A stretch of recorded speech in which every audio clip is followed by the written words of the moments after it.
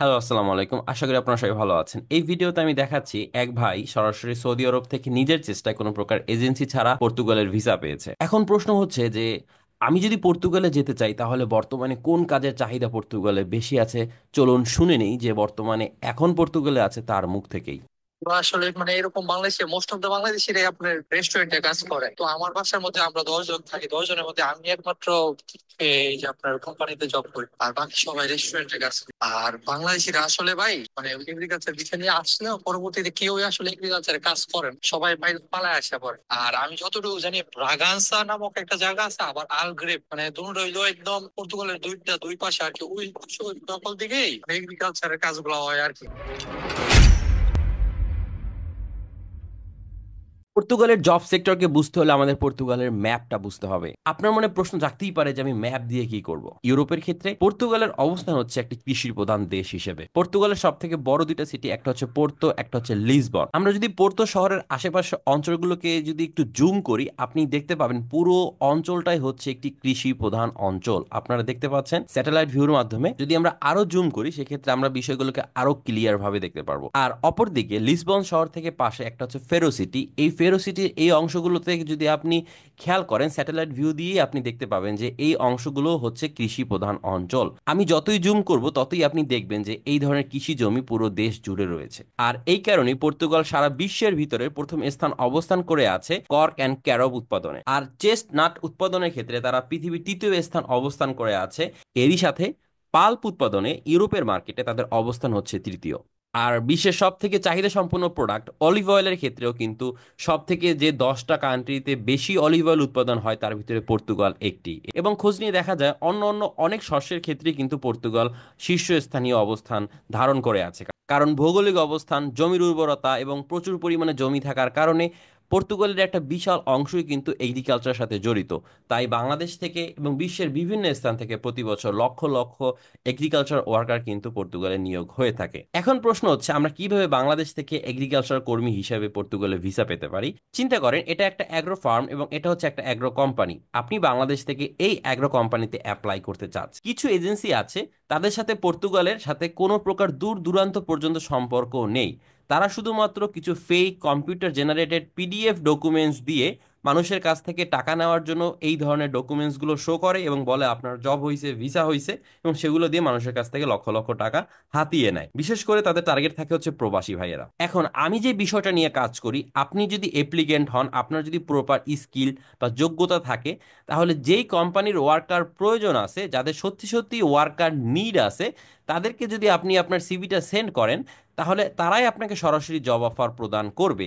আপনি চাইলে আপনার যোগ্যতা দিয়েও সরাসরি সেখানে নিজেও অ্যাপ্লাই করতে পারেন। কারণ এই কোম্পানিগুলো যেটা অরিজিনাল কোম্পানি, যেখানে আপনাকে জব দিতে পারবে, সেই কোম্পানিগুলো আপনার থেকে একটা পয়সাও নেবে না। আর আপনি বরং দেখতে পারেন এরকম অনেক কোম্পানি যারা ইন্টারন্যাশনাল লোক নেয়, তারা কিন্তু তাদের ওয়েবসাইটে উল্লেখ করে দেয় চাকরি প্রদান অথবা রিক্রুটিং প্রসেসের আন্ডারে কোনো অ্যাপ্লিকেন্টস বা কোনো ক্লায়েন্টের কাছ থেকে তারা কোনো প্রকার কোনো ব্যাংকের ডিটেলস অথবা টাকা পয়সা গ্রহণ করে থাকে না। এই টাকাটা আপনি দিচ্ছেন একটা থার্ড পার্টি এজেন্টকে, যারা আপনাকে জব ম্যানেজ করে দিবে। আর সেই জবটা কি কোনো ব্ল্যাক লিস্টেড কোম্পানি থেকে নাকি কোনো হোয়াইট লিস্টেড কোম্পানি থেকে সেটা আপনি নিজেও জানেন না। ধরেন এই একটা কোম্পানি সাজানো হয়েছে এবং এই কোম্পানি থেকে 100 অফার লেটার প্রদান করা হয়েছে। এই অফার লেটারগুলো একটা এজেন্সিতে এসেছে এবং এই এজেন্সি অফার লেটারগুলো অ্যাপ্লিকেন্টস এর কাছে পৌঁছেছে। আমি ধরলাম এটা একটা অরিজিনাল কোম্পানির মতো সাজানো কোম্পানি। তো যখন এই অ্যাপ্লিকেন্টসরা এই অফার লেটার গুলো নিয়ে এম্বাসির কাছে গেল, তখন এম্বাসি হয়তো প্রথম ফাইলটাকে চেক করে একটা ভিসা দিল, তারপরে তারা দুইটা দিল, তারপরে তারা তিনটাও দিল। কিন্তু এরপরে দেখতেছে একই কোম্পানির নামে বারবার ডকুমেন্ট সাবমিট হচ্ছে। তাহলে এক বছরে একটা কোম্পানিতে কয়টা ফরেন ওয়ার্কার নিয়োগ হয়? যখন একই কোম্পানি নামে বারবার একই ডকুমেন্টস তারা দেখে, তখন কিন্তু তাদের সন্দেহ হয় যে তাহলে এই বিষয়টা কি।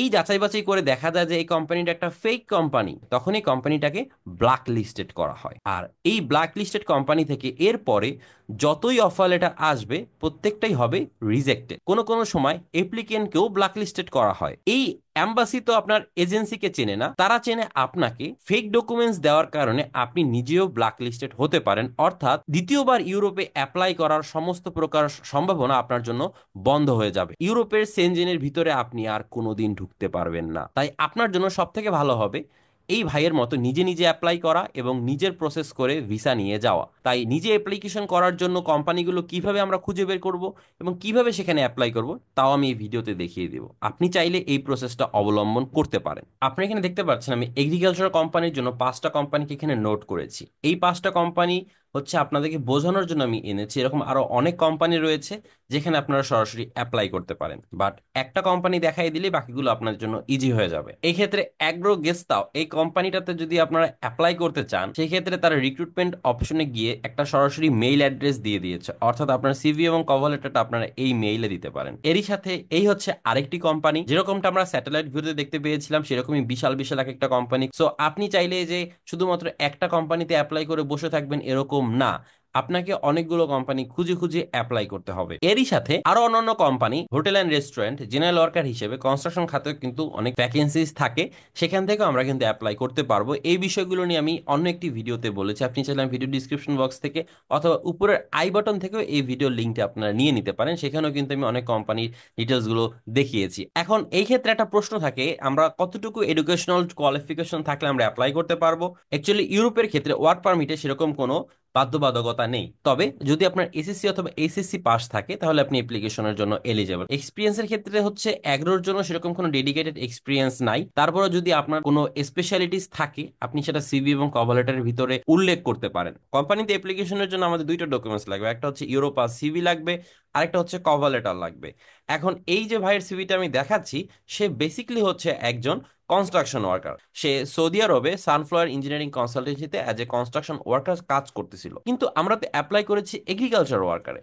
সো এখানে আমরা বিষয়টাকে কিভাবে ম্যাচ করাইলাম? প্রথমত হচ্ছে এগ্রিকালচার সেক্টরটা হচ্ছে আনস্কিল সেকশন, অর্থাৎ এর জন্য আপনাকে তেমন কোনো স্কিল বা এক্সপিরিয়েন্স থাকার প্রয়োজন নাই। ব্যাপারটা হচ্ছে অনেকে চিন্তা করতে পারে স্কিল লাগে না, আমি তাহলে এসএসসির পরে ট্রাই করি, এসএসসির পরে ট্রাই করি। ব্যাপারটা এরকম না, আপনার নির্দিষ্ট কোনো স্কিল বা এক্সপিরিয়েন্স থাকতে হবে, যেটা আমরা এই কভার লেটারে ফুটিয়ে তুলেছি। সানফ্লাওয়ার ইঞ্জিনিয়ারিং কনসালটেন্সিতে সে যখন কাজ করত, developed a solid foundation in physical labour, অর্থাৎ শারীরিক পরিশ্রমের ক্ষেত্রে তার একটা ভালো দক্ষতা রয়েছে, including site preparation, equipment operation, maintaining a safe and productive work environment. অর্থাৎ আপনাকে বুঝতে হবে একটা এগ্রিকালচার ফার্মে সাধারণত কায়িক পরিশ্রম প্রয়োজন হয়, আর অ্যাজ এ কনস্ট্রাকশন ওয়ার্কারেরও কিন্তু কায়িক পরিশ্রম প্রয়োজন হয়। এই কমন বিষয়টাকেই আমরা কভার লেটারে নিয়ে আসছি। আমি যেহেতু অ্যাজ এ কনস্ট্রাকশন ওয়ার্কার এই কোম্পানিতে এই কাজগুলো করেছি, যেমন সেখানে আরো উল্লেখ করা হয়েছে যে সে লং আওয়ার্স কাজ করা, working as a part of the team and handling both manual labour and machinery,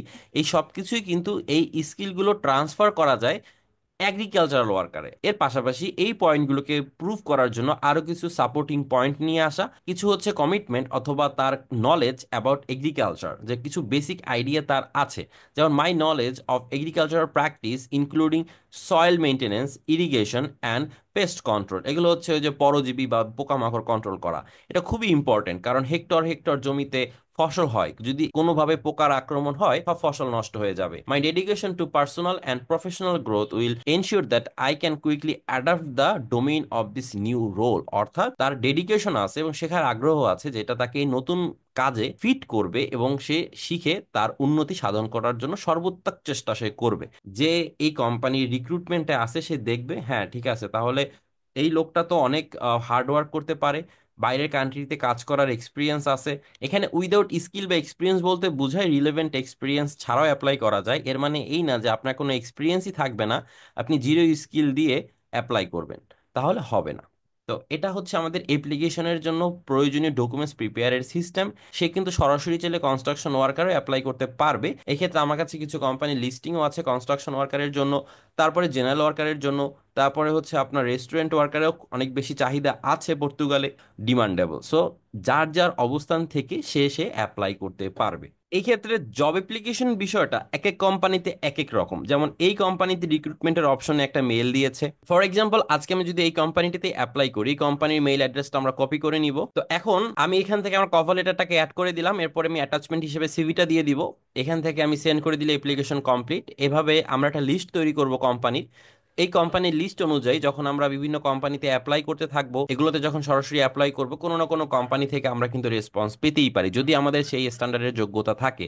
আরেকটা ব্যাপার মাথায় রাখতে হবে, যে এরকম না যে আমি এই ভিডিওটা দেখে অ্যাপ্লাই করলাম আর চাকরি পেয়ে গেলাম। চাকরি পাওয়ার জন্য সঠিক প্রসেস এইটা, যেখানে আপনার একটা পয়সাও খরচ হবে না, যেখান থেকে আপনার সাথে কেউ প্রতারণা করতেও পারবে না। বিষয়টা যদি এরকম হয় যে আপনি অ্যাপ্লাই করলেন কারো মাধ্যমে, সে আপনাকে 9, 9 কে 6, 6 কে 15, অ্যাপ্লিকেশন করতে 20-30 হাজার টাকা, কখনো কখনো 2 থেকে 4 লাখ টাকা, কখনো কখনো 10 থেকে 15 লক্ষ টাকা খরচ হয়ে গেল, সেটা তো লস। আপনি অন্তত সঠিক বিষয়টা জানতে পারলেন, সঠিক বিষয় জেনে সঠিকভাবে ট্রাই করতে পারলেন, না হইলেও আপনি অর্থনৈতিকভাবে ক্ষতিগ্রস্ত হলেন না, এইটাও একটা সফলতা। অর্থাৎ এই ভিডিওটা সম্পূর্ণ দেখলে আপনি সফল হবেনই। আশা করি ভালো থাকবেন, সুস্থ থাকবেন, আমাদের চ্যানেল সাথেই থাকবেন। ধন্যবাদ।